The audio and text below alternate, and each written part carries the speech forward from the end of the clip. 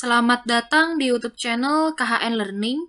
Di video kali ini saya akan membahas tentang larik atau array. Array adalah jenis variabel yang dapat digunakan untuk menyimpan sejumlah data dengan tipe yang sama. Array juga disebut dengan tabel, vektor, atau larik. Tujuan menggunakan array adalah dapat melakukan loop atau pengulangan melalui elemen di dalam array dengan mudah dan mengambil nilai yang diperlukan hanya dengan menentukan nomor indeksnya. Setiap elemen dalam array itu dapat diakses dengan membedakan indeks atau subscript array-nya. Contohnya di sini ada contoh array of integer. Integer ini adalah tipenya atau tipe data. 1, 2, 3, 4, 5. Ini adalah datanya. Dari data ini, indeks dimulai dari 0 sampai dengan n-1. Dengan n-nya ini adalah panjang array-nya. Dimensi array terdiri dari dua. Yang pertama array dimensi 1 dan array dimensi 2. Nah, kita akan bahas satu-satu dimulai dari array dimensi 1. Sebuah variabel yang menyimpan sekumpulan data yang memiliki tipe sama dan elemen yang akan diakses hanya melalui satu indeks atau subscript. Itu dinamakan array dimensi 1. Untuk formatnya atau bentuk umumnya adalah nama array-nya, kemudian buka kurung, tutup kurung, jumlah elemennya. Nah, contohnya di sini ini ada contoh untuk array dimensi 1. Di sini nama array-nya adalah nilai underscore tugas. Ini hanya contoh saja, jadi untuk nama array itu bebas. Kemudian buka kurung, tutup kurung 6. 6 ini adalah jumlah elemen array-nya. Ini adalah contoh program array dimensi 1. Di sini ada array dengan nama nilai underscore tugas. Kemudian isi datanya adalah 70, 80, 90, dan juga tulisan keterangan lulus. Print, di sini ada perintah untuk mencetak. Apa yang dicetak? Di sini akan mencetak tulisan nilai tugas titik 2. Kemudian backslash n, ini adalah fungsi untuk pindah baris ya. Ini adalah script untuk pindah baris. Kemudian koma, nilai underscore tugas, dipanggil nama array-nya yang kita buat tadi di atas. Ketika di running, hasil runningnya seperti ini. Selanjutnya adalah array dimensi 2. Array dimensi 2 itu juga bisa disebut sebagai array bersarang atau nested list. Array dimensi 2 terdiri dari baris dan kolom. Untuk bentuk umumnya atau formatnya seperti ini. Yang pertama kita tuliskan dulu nama array-nya apa. Kemudian buka kurung, tutup kurung yang pertama. Ini adalah jumlah elemen baris. Dan buka kurung, tutup kurung yang kedua ini adalah jumlah elemen kolom. Untuk contoh sederhananya seperti ini. Yang pertama di sini dituliskan nama array-nya apa. Kemudian angka yang pertama ini adalah jumlah baris. Dan angka yang kedua ini adalah jumlah kolom. Ini adalah contoh program array dimensi 2.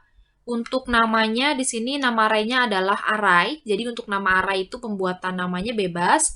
Kemudian isinya adalah tulisan teknik kedokteran dan MIPA. Ini untuk buka kurung tutup kurung yang pertama. Kemudian buka kurung tutup kurung yang kedua. Ini adalah angka 1 sampai dengan 3. Kemudian di sini ada perintah print untuk mencetak. Apa yang dicetak? Yang dicetak adalah si array-nya, nama array-nya dipanggil. Kemudian ketika di running hasilnya seperti ini. Penjelasannya adalah, jadi kalau kita buat dalam bentuk tabel untuk hasil running yang tadi, hasil running ini kalau kita buat dalam bentuk tabel seperti ini adalah contoh array dimensi 2. Kalau kita lihat di sini ada 2 baris dan ada 3 kolom. Jadi ukurannya adalah 2 kali 3, 2 baris dan 3 kolom. Untuk baris yang pertama di sini yang menyatakan baris ini adalah nama-nama fakultas. Kemudian untuk 1, 2, 3 ini adalah urutan tingkat kesulitan yang menyatakan ini adalah kolomnya. Seperti itu. Selanjutnya metrik. Metrik adalah penyajian data. Ada istilah-istilah di dalam metrik. Yang pertama ada ordo, kemudian elemen, dan juga baris dan kolom. Kita lihat di sini contohnya. Di sini ada M dikali N. M di sini menyatakan baris, dan N itu adalah menyatakan kolom. Kemudian ini adalah elemennya. A11, A12, maksudnya adalah 11 ini adalah baris pertama, kolom pertama, kemudian baris pertama, kolom kedua. Kemudian ada A21. Baris kedua, kolom pertama, baris kedua, kolom kedua. Jadi angka yang pertama ini adalah baris, angka yang kedua ini adalah kolom. Atau digit pertama adalah baris, dan digit kedua adalah kolom. Kemudian untuk bentuk ordonya, ordo itu adalah dimensi matriks yang memuat baris dan kolom. Bentuk ordonya seperti ini. 3 dikali 3 maksudnya adalah 3 baris dan 3 kolom. Seperti itu. Nah, untuk hasilnya, kalau kita lihat di sini, untuk baris pertama, kolom pertama, yaitu angka 2, maka tercetak 2. Kemudian baris pertama, kolom kedua. Baris pertama, kolom kedua, yaitu akan mencetak angka 1. Kemudian selanjutnya, baris pertama, kolom ketiga. Barisnya masih pertama, kolomnya ketiga, yaitu angka 2.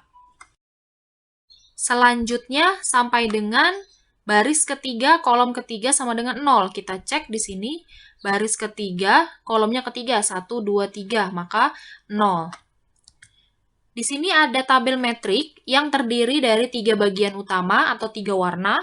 Yang pertama di sini ada bagian yang berwarna merah, kemudian bagian yang berwarna biru, dan bagian yang berwarna hijau.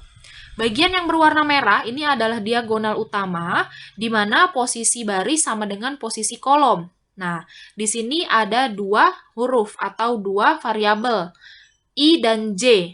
I-nya ini menyatakan baris, J-nya ini menyatakan kolom. Ya, untuk bagian yang berwarna merah, ini adalah posisi baris sama dengan posisi kolom, berarti I sama dengan J.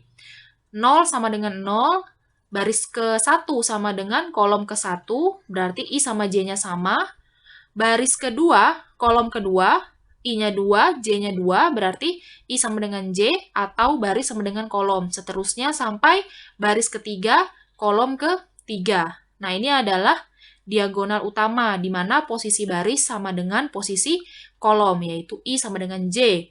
Selanjutnya adalah bagian yang berwarna biru atau kita sebut dengan segitiga atas. Jadi posisi yang berwarna biru ini adalah posisi baris lebih kecil dari kolom. Berarti I lebih kecil dari J. I-nya baris, J-nya kolom. Kita lihat. Untuk baris ke-0, kolomnya kolom 1. 0 berarti lebih kecil dari 1. Kemudian masih baris pertama, kolom kedua. 0 lebih kecil dari 2. Kemudian baris pertama, kolom ketiga. 0 lebih kecil dari 3. Kemudian untuk I sama dengan 1, 1 baris atau baris ke-1, kolomnya 2, berarti I lebih kecil dari J, dan seterusnya. Jadi, posisi untuk yang segitiga atas atau yang berwarna biru ini adalah posisi baris lebih kecil dari kolom atau I kurang dari J.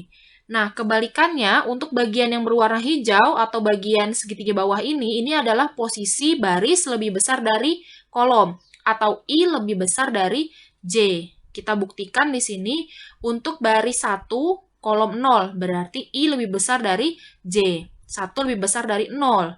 Kemudian baris atau I-nya sama dengan 2, kolomnya sama dengan 1, berarti I lebih besar dari J. 2 lebih besar dari 1. Nah, seperti itu penjelasannya. Jadi, I-nya ini adalah baris, J-nya ini adalah kolom. Ini adalah contoh metrik. Di sini untuk contoh soalnya diberikan matriks A sebagai berikut. Di sini ada matriks, ada 4 baris, dan juga ada 4 kolom. Matriksnya seperti ini. Kemudian perintah pokok yang digunakan pada pengisian matriks A adalah sebagai berikut. Jadi di sini, jika I-nya kurang dari atau sama dengan J, maka akan menghasilkan nilai matriks 1. Dan jika I-nya lebih besar dari J, maka akan menghasilkan nilai matriks 0. Nah, kita buat dalam bentuk programnya. Di sini kita buat matriks ordonya 4 dikali 4. 4 baris dan 4 kolom. Kemudian isinya adalah, di sini kebetulan nama array-nya adalah matriks. Kemudian di sini kita buat nih 4 blok. Karena kan 4 kolom dan 4 baris. Kita buat nilainya 0 semua. Kemudian kita buat script untuk matriksnya, yaitu menggunakan perulangan for. For spasi I in range 4 dan for spasi J in range 4. Jadi barisnya 4, I ini baris, J-nya ini kolom. Baris 4, kolomnya 4. Kemudian di sini kan ada perintah pokoknya. Jika I-nya sama dengan J, atau jika baris sama dengan kolom, maka akan mencetak nilai 1. Kemudian, jika I lebih kecil atau sama dengan J, maka akan mencetak 1 juga. Berarti di sini kita buat scriptnya. Jika I kurang dari J, maka nilai matriks IJ-nya adalah 1. Selanjutnya, jika I lebih besar dari J, maka akan menghasilkan nilai 0. Oke, sudah selesai. Kemudian kita buat script untuk mencetak matriksnya menggunakan for juga. Ya. For spasi I in range 4. Kemudian print matrix ini adalah nama array-nya yang ada di atas, kemudian dipanggil variabel I. Ketika kita running, hasilnya seperti ini. Ya, sama, sesuai dengan ketentuan dari contoh soalnya. Sekian penjelasan saya mengenai larik dan array. Untuk yang sudah menonton dan menyimak, semoga bisa dipahami dan semoga bermanfaat. Terima kasih.